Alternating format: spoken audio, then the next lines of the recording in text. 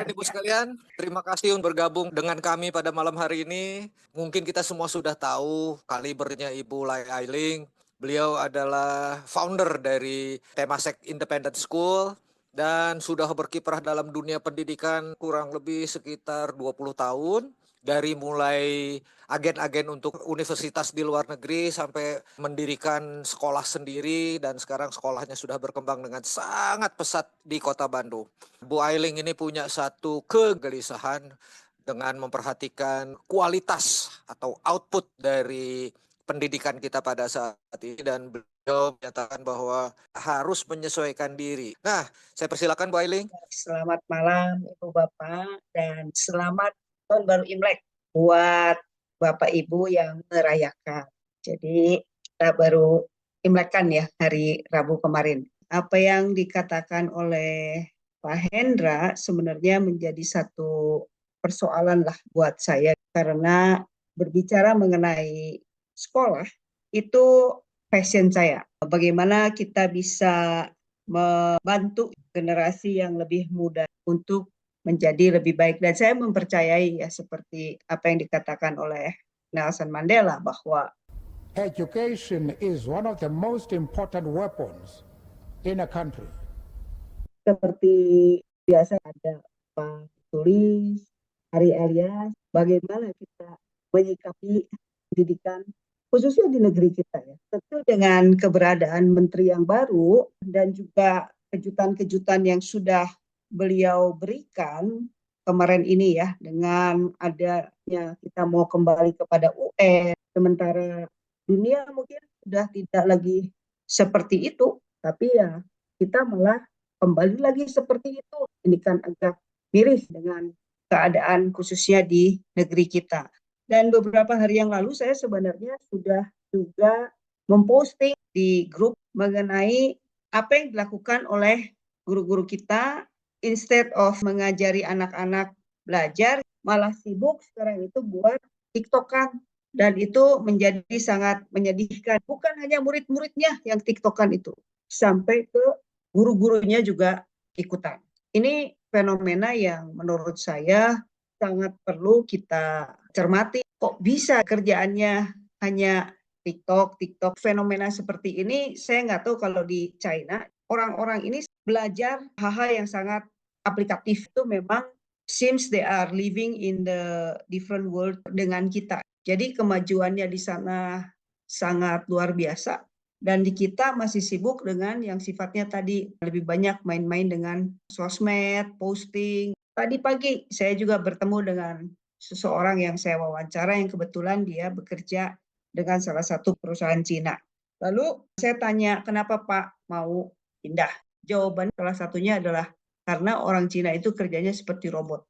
Nggak tahan dia sebagai orang Indonesia untuk menyesuaikan diri. Karena ada target yang harus dicapai. Sedangkan orang kita pada kenyataannya seperti itu. Jadi malam hari ini kita sharing mengenai keadaan di Indonesia dan bagaimana keadaan dunia khususnya di dunia pendidikan. Kita lihat menurut World Economic Forum itu tahun 2020 ya 5 tahun yang lalu. Ini sekarang 2025 nih.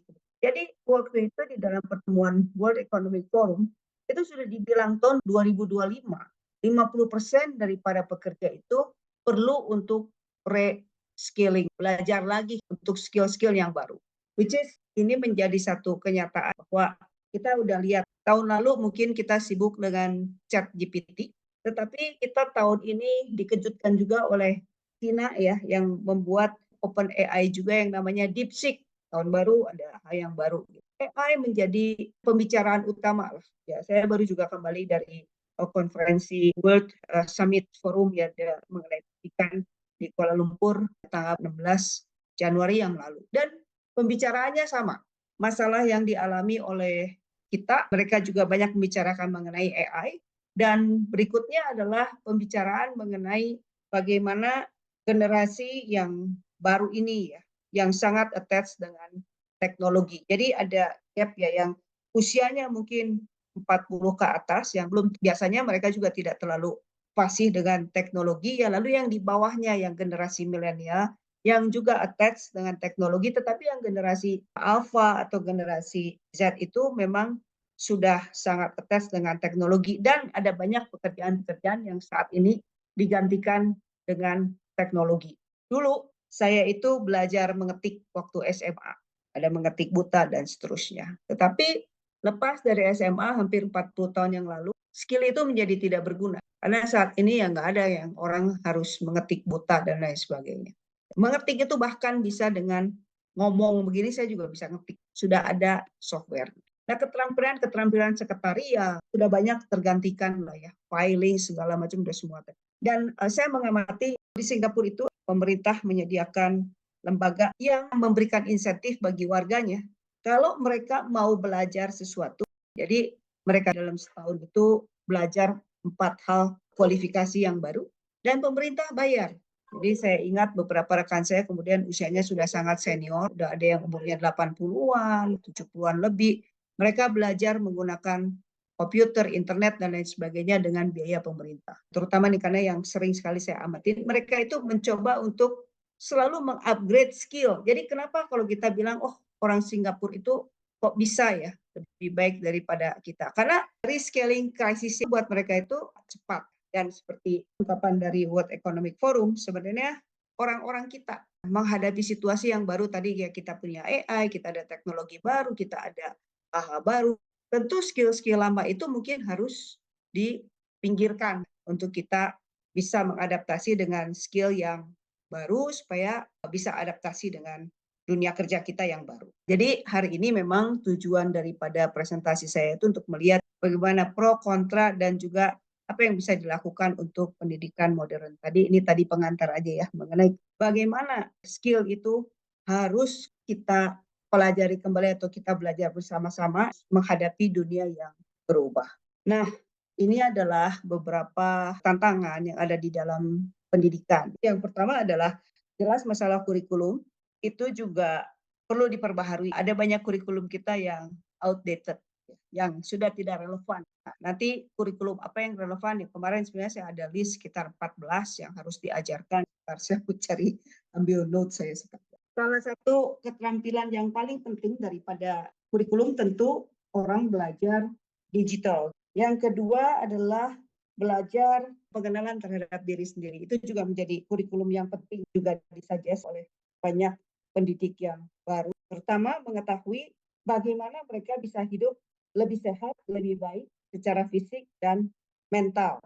Karena ternyata persoalannya adalah banyak sekali orang-orang yang tidak mengenal diri. Jadi ada banyak penyimpangan dari segi mental, ya karena mereka juga kurang menjaga kesehatan.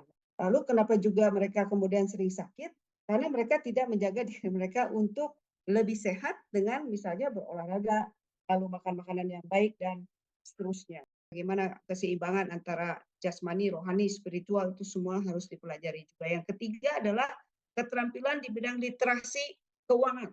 Ini juga tidak terlalu banyak diajarkan. Menurut World Economic Forum kembali, itu 2022, dikatakan bahwa murid-murid kita yang saat ini belajar di sekolah menengah khususnya, itu 60% waktu mereka kemudian lulus nanti perguruan tinggi, pekerjaannya udah nggak ada. Dan kita udah tahu itu, bahwa pekerjaan-pekerjaan yang dulunya ada, dulunya eksis, akan hilang. Kita udah lihat juga di perbankan, ya itu contoh-contoh yang biasa kita lihat sehari-hari ya. Teller makin lama makin hit. Orang-orang di perbankan juga lebih mengkonsentrasikan diri sekarang mungkin melihat bagaimana data, bagaimana approach ke calon customer, lebih cara mengenai customer service daripada melayani orang misalnya datang gitu untuk ke bank sebagai teller. Ada perubahan bagaimana satu perusahaan itu bekerja. Pekerjaan-pekerjaan administratif jelas itu sudah sangat menurun.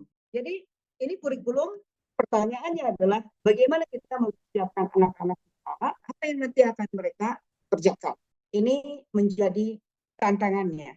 Yang kedua, yang kita udah tahu juga bahwa kelemahan daripada kita saat sekolah-sekolah, saya bilang ini tradisional saja ya, sekolah-sekolah tradisional adalah one size fit all. Artinya bagaimana itu diajarkan, harus saya ada 30 murid, tapi harus disesuaikan hanya kepada satu standar atau satu ukuran. Di mana sebenarnya kebutuhan setiap orang itu berbeda dan tidak bisa begitu saat ini. Kalau zaman kita dulu oke lah ya, satu kelas 50 orang, mungkin 40 orang, gurunya ngajar satu, ujian modelnya juga satu, cara ngajarnya juga satu. Kalau sekarang itu menjadi tantangan karena kebutuhannya itu lebih kepada setiap orang itu mempunyai kemampuan belajar berbeda, interest yang berbeda, dan kemampuan yang berbeda.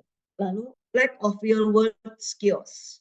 Nah, jadi apa yang diajarkan di kelas itu tidak ada korelasinya dengan keadaan dunia nyata. Oke, itu tantangannya. Ya, yang keempat, saat ini belajar itu bukan hanya berada di sekolah atau di ruang kelas. Kita semua ya bisa belajar with the fingertips, hanya dengan ujung jari. Tinggal ngeklik sana, ngeklik sini. Banyak lembaga-lembaga yang bisa cukup terpercaya itu memberikan pengajaran. Jadi Google sama Tesla nggak lihat lagi kamu punya degree di mana gitu kan ya. As long as you can do it, then we will accept. Untuk menerima orang bekerja. Jadi kalau dulu mungkin orang pikiran, oh kenapa kamu mesti kuliah? Oh karena saya harus nanti akan bekerja sehingga saya perlu punya ijazah S1. Nah, sekarang perusahaan-perusahaan besar bahkan Google sama Tesla itu udah nggak ngeliat itu lagi. Kamu mau punya ijazah dari ABCD, bukan itu yang akan mereka pertimbangkan. Dan Indonesia saat ini menerima pengalaman kerja bisa dikonversi sebagai SKS. Kalau dulu zaman saya nggak ada, kita pokoknya everything classroom. Semuanya itu harus berbasis classroom, kerja praktek itu nggak ada SKS-nya. Tapi anak-anak kita sekarang ada internship yang dihitung SKS-nya lumayan banyak, berapa puluh. Dan bahkan beberapa perguruan tinggi saat ini di Indonesia juga bisa mengkonversi pengalaman-pengalaman kerja selama kita ada portofolionya, buktinya, segala macamnya itu menjadi kredit. Mau sekolah master, mau sekolah S1 juga udah bisa.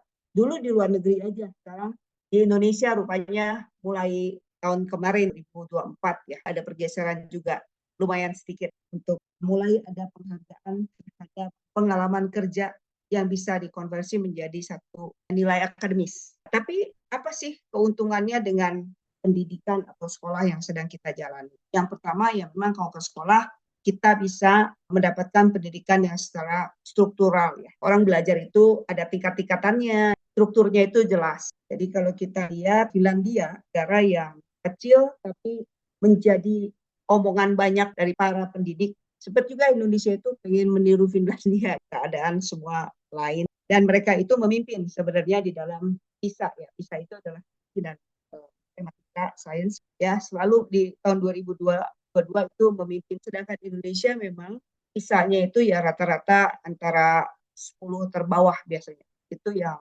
menjadi obrolan di dinas-dinas kapan nih ranking PISA kita bisa naik. Tapi memang perbedaan Finlandia dengan Indonesia terlalu besar. Finlandia itu negaranya kecil dan terkonsentrasinya darat. Coba kalau Indonesia dari Sabang sampai Merauke, ya kita tahu juga berapa banyak pulau yang dimiliki di Indonesia, 13.000 sekian gitu kan ya. Nah kalau mau pendidikannya naik, nggak bisa cuma ngukur Jakarta, nggak bisa cuma ngukurnya Pulau Jawa. Tapi kalau seluruh Indonesia memang difference-nya itu sangat besar. Memang itu tantangan di negeri kita. Yang kedua adalah ada pertumbuhan secara sosial emosi. Kenapa? Karena tentu di dalam kelompok ketika anak-anak belajar di sekolah, murid-murid itu pasti akan berinteraksi satu siswa dengan yang lainnya, dengan gurunya, sehingga mereka bisa bertemu secara sosial emosional. Sebab itu bagus nggak homeschooling? Bagus, karena itu personalized, bisa di tailor make. Tapi bagian ininya sosial emosional, ya terutama mereka yang belajar homeschoolingnya sendiri. Bisa nggak kita mendapatkan pertumbuhan sosial emosional? Kemudian karir pathway-nya itu jelas. Jadi kita suka atau tidak suka, sertifikasi itu ijazah ya di dalam hal ini itu adalah sedikit value-nya, terutama bagi mereka yang mungkin mau melanjutkan atau mau bekerja. Jadi ini karir pathway-nya jelas. Kalau kita nggak ada di sekolah, biasanya recognition-nya itu susah. Kecuali kayak sekarang kita ada lembaga-lembaga yang bisa mensertified, oh kamu sudah lulus mendapatkan bukti bahwa kamu sudah bisa atau terampil melakukan studi tertentu. Ini adalah keuntungan-keuntungan umum kalau kita berada di sekolah. Kalau kita lihat pendidikan tadi, kita harus juga berubah. Nah, bagaimana untuk pendidikan kita ke depan ini bisa berubah? Kita sering membicarakan industri 4.0. Tantangannya tadi, bagaimana kita sekarang membuat kurikulum yang bisa mumpuni untuk mempersiapkan anak-anak kita kepada pekerjaan-pekerjaan mereka di masa depan. Saya belum bisa menjawab karena di Indonesia ini Kesulitannya begitu, yang menentukan kurikulum para pejabat kita. Sampai hari ini sejujurnya saya mempertanyakan bagaimana mereka membuat relevan dengan 5 tahun, 10 tahun mendatang mempersiapkan anak-anak kita. Karena tetap yang dibicarakan yaitu tadi, mau kembali, mau dibuat UN lagi, dan seterusnya. Apa yang akan dilakukan oleh pemerintah, khususnya di dalam pendidikan? Sering dibicarakan pendidikan itu penting, tapi kayaknya actionnya ke situ tuh agak kurang. Sementara industri atau dunia ini sudah kita bilang ya 4.0 gitu kan. Sekolahnya belum berubah-berubah. Masih aja bercokol di zaman revolusi industri. Nah, ini bagaimana? Pertanyaannya kurikulum apa? Bagaimana kita mempersiapkan kurikulum? Yang kedua, tentu kita perlu memikirkan juga pendidikan hybrid approach seperti apa yang bisa kita gunakan. Tidak bisa dihindari, kita pasti akan menggunakan offline dengan online. Cuma bagaimana? Saya belum mendapatkan formulanya ya. Dan saya ingin mengajak kita semua memikirkan. Karena yang kedua juga tidak terhindarkan offline dengan online. Bagaimana kita mengkomposisikan ini? Karena murid-murid kita sebagian mungkin memang harus online, tapi sebagian mereka juga harus lakukan secara offline. Supaya kita juga bisa lihat, lalu bagian-bagian mereka yang harus mereka praktekkan dan lain sebagainya itu memang bisa kita ukur. Ngeblendnya pakai apa? Yang berikutnya adalah bagaimana kita bisa memodernize pembelajaran kita hari ini menjadi PR-PR kita. Tadi saya sudah katakan di kurikulumnya harus diredesign, AI sama teknologinya juga harus diintegrasikan. Kemudian bagaimana kita juga membuat kolaborasi antara real world teori sama prakteknya itu dan menjadikan anak-anak kita sebagai pembelajar seumur hidup. Tapi ini sekali lagi ini kan pemikiran yang sangat konseptual. Ketika harus dilaksanakan di bagian operasional ini tentu banyak sekali yang harus kita kerjakan. Apa sih yang harus kita prioritaskan di dalam pendidikan modern? Yang kedua, ini berupa satu plan nanti ya, strategi bagaimana kita mengintegrasikan antara teknologi dengan real world learning. Dan yang ketiga tentunya bagaimana sekolah kita atau Anda sebagai guru, pengajar, bahkan pengusaha untuk menjadi tetap relevan di dunia yang cepat berubah. Ini menjadi satu obrolan buat kita malam hari ini. Bapak dan Ibu sekalian, saya persilakan mungkin ini untuk menanggapi sesi diskusi ini. Barangkali ada di antara Bapak dan Ibu sekalian yang mau sharing mengenai gagasan-gagasan baru untuk bagaimana kita bisa memberikan paparan. Ya, terima kasih Pak Indra, terima kasih Bu Ailing. Ini saya sebut keprihatinan besar yang sudah sering juga kami obrolkan, jadi antara Bu Ailing dengan saya gitu ya, tentang masalah pendidikan ini.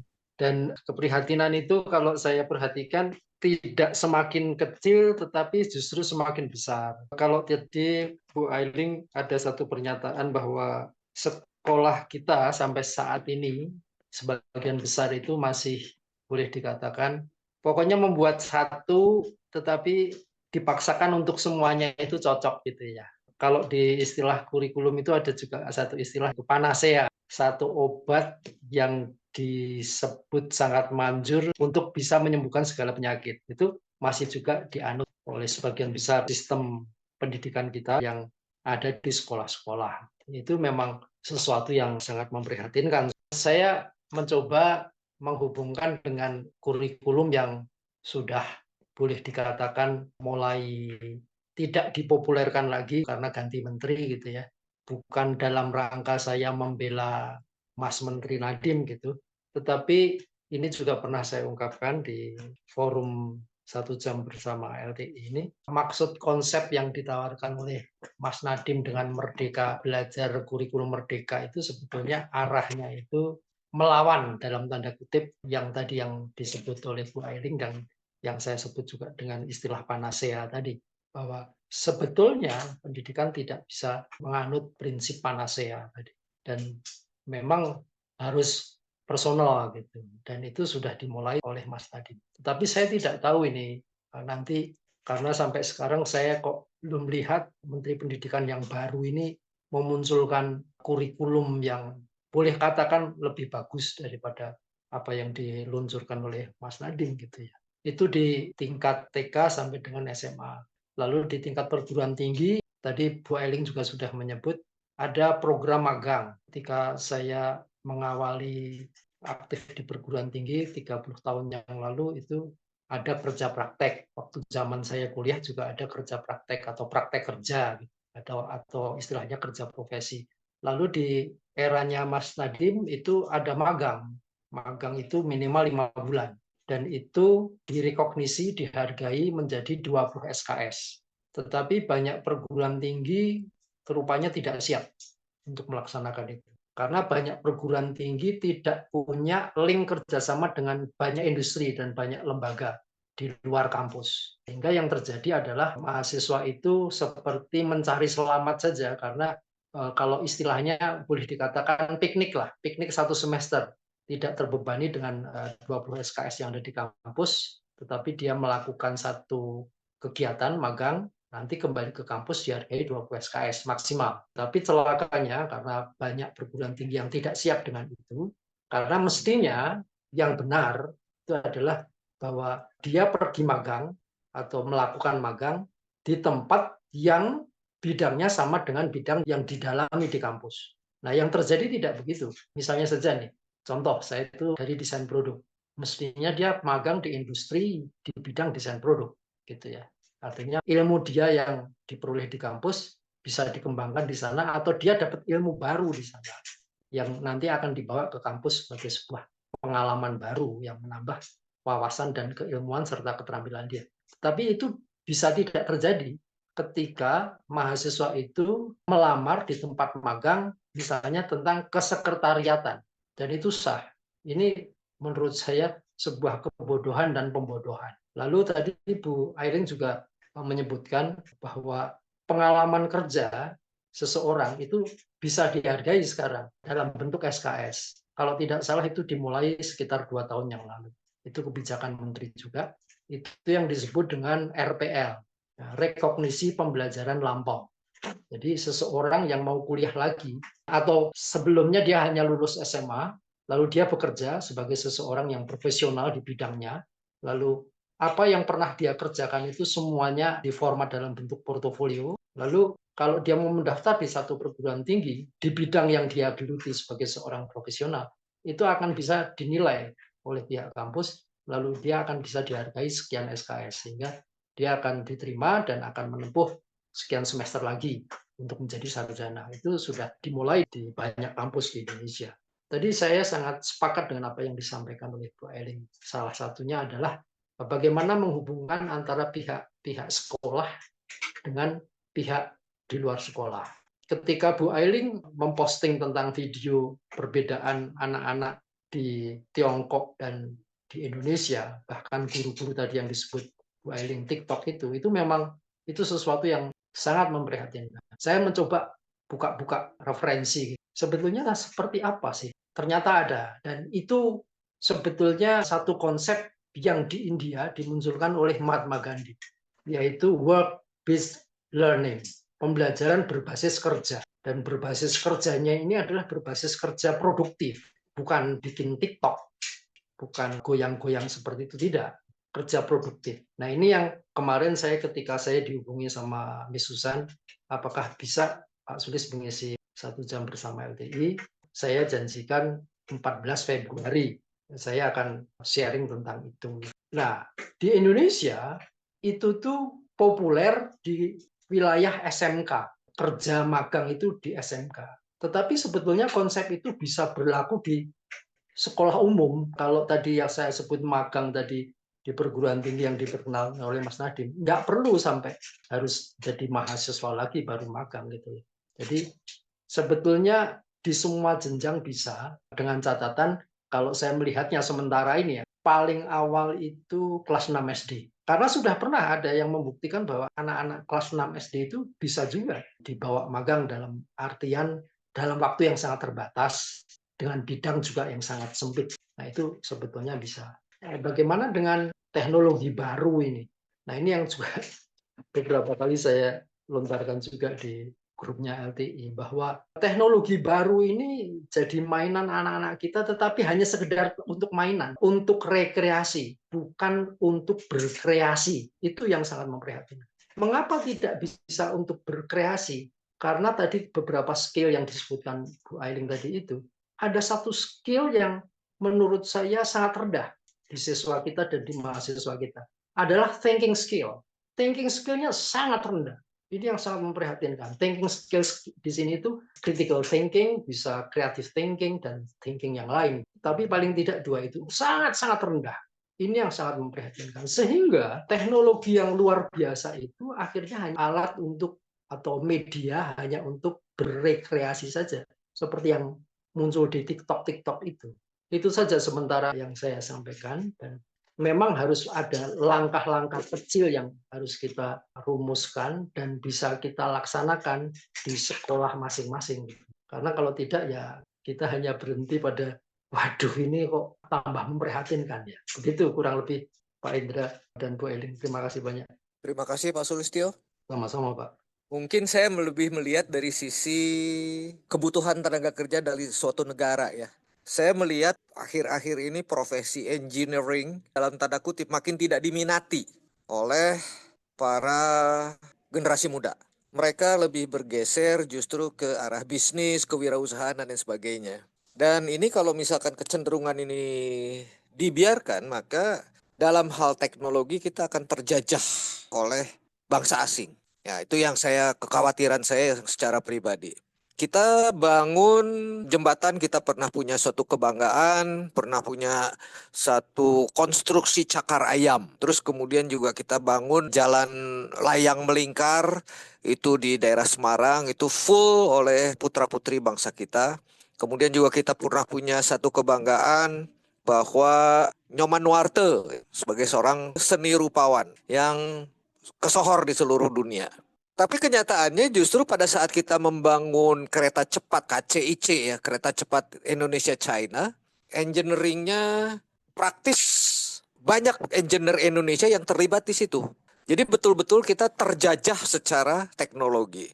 Nah, mungkin satu pemikiran untuk melengkapi paparannya Bu Ailing bahwa kita juga sudah mulai harus merencanakan bahwa bangsa ini butuh apa? Butuh engineer, dokter, dan lain sebagainya. Dokter bejibun sekarang. Pendidikan kedokteran itu populer saat ini. Tapi lulusannya nggak mau jalan-jalan ke Indonesia bagian timur atau katakanlah ke daerah-daerah terpencil. Yang justru di zaman dahulu kala itu semuanya diatur dan semuanya ditata.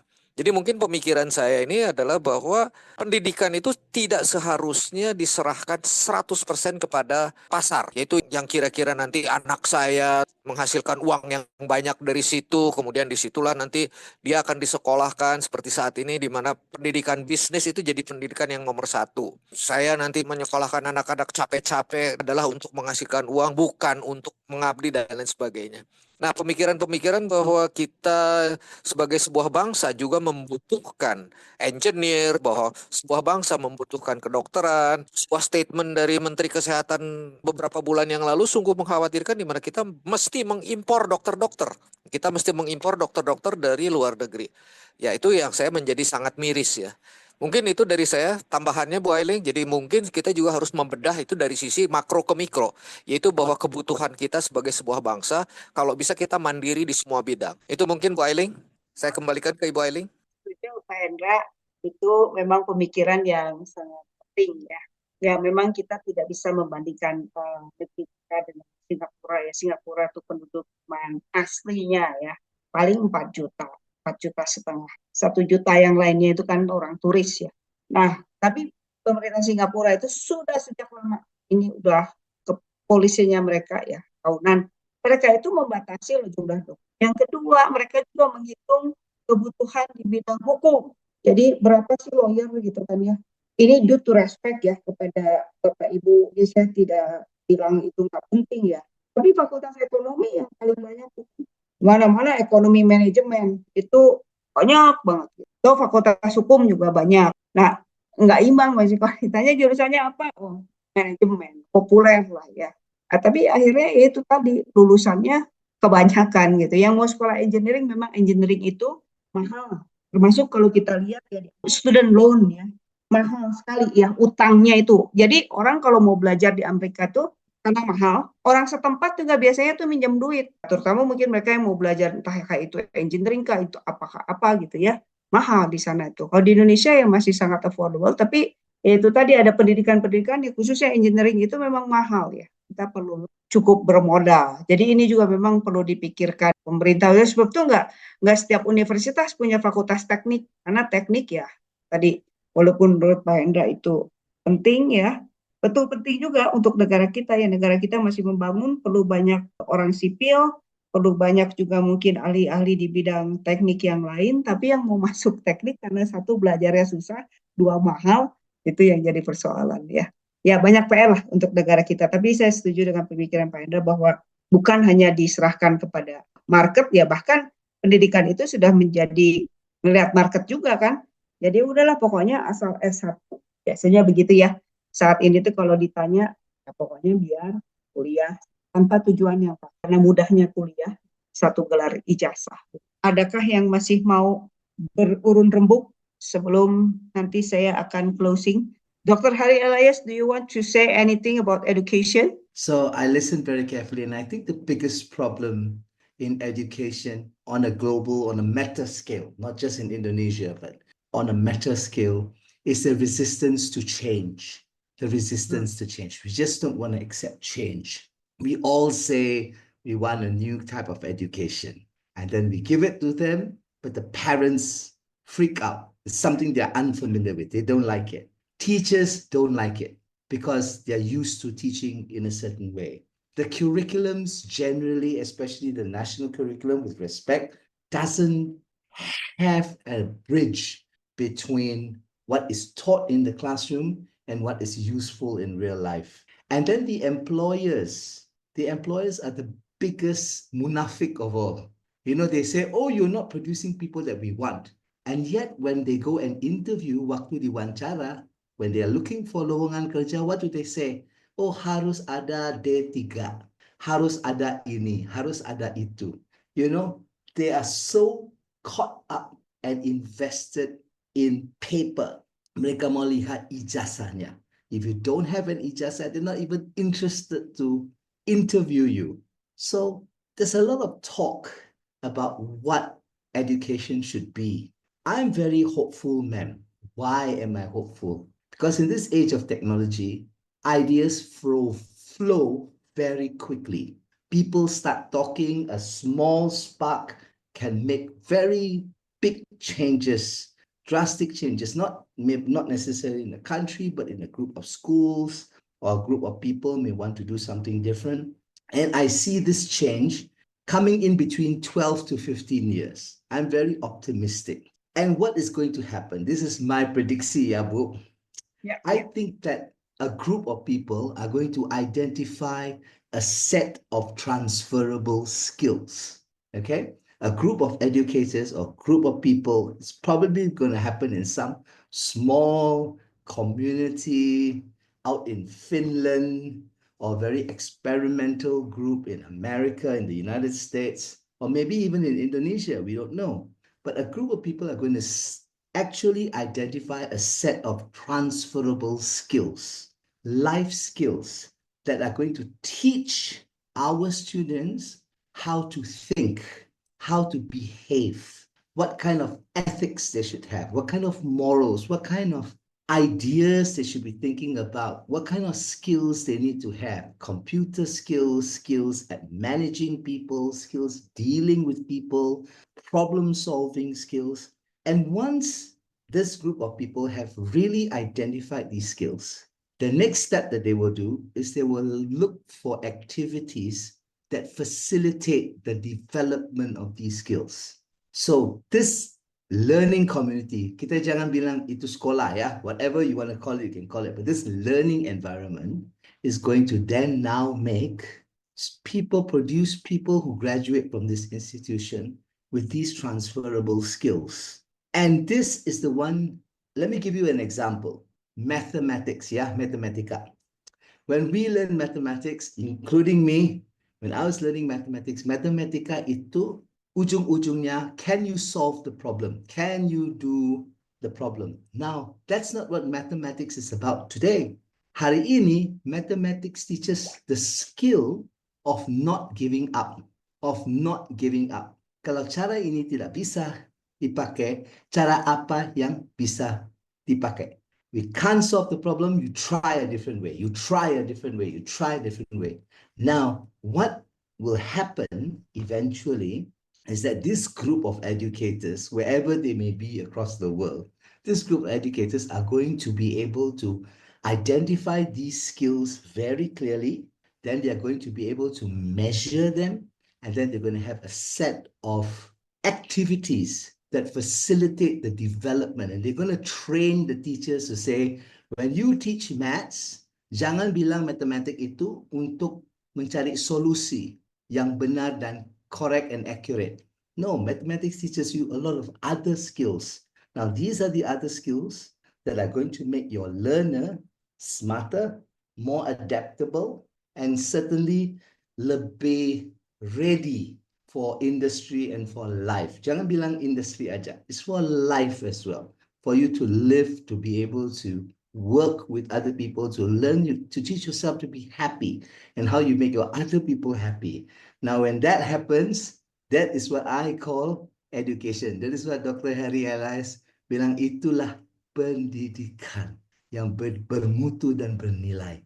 Thank you, Ma'am Aileen. Back to you. Thank you. I think to close my presentation tonight, saya mau kasih quote dari Peter Drucker. The best way to predict the future is to create it. Jadi bagaimanapun kita di masa depan daripada pendidikan, tentu kita harus membuat ke depan itu kita mau apa. Peter Drucker sangat terkenal dengan beberapa bukunya yang membahas mengenai krisis dan lain sebagainya ya. Dan ini adalah salah satu perkataan yang menurut saya sangat penting ya. Kita sebagai pendidik kadang-kadang terlalu banyak menyerahkan ini kepada terutama pemerintah ya. Tapi saya rasa kita harus proaktif di dalam meng-create the future for our own people ya.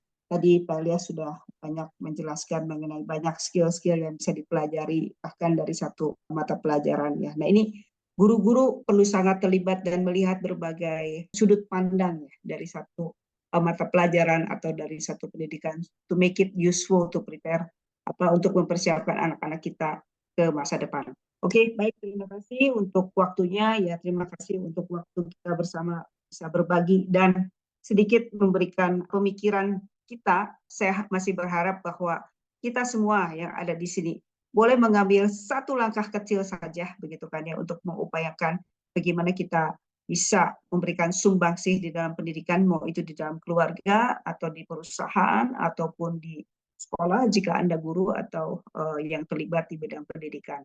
Ya sekali lagi terima kasih dan selamat malam. Baik, terima kasih Bu Ailing atas paparan yang sangat menggugah pemikiran di awal tahun 2025. Kita akan ketemu lagi minggu depan dalam acara 1 jam bersama LTI. Tunggu materi dari kami yang akan kami share siang hari sebelum kita ketemu pada malam harinya. Baik Bapak dan Ibu sekalian, terima kasih atas perhatian Bapak dan Ibu sekalian. Ibu Ailing, terima kasih untuk paparan yang sudah menggugah pemikiran kita pada malam hari ini. Dan mungkin kita akan ketemu lagi. Salam sehat dari Bandung. Terima kasih Bapak dan Ibu sekalian. Saya mohon diri.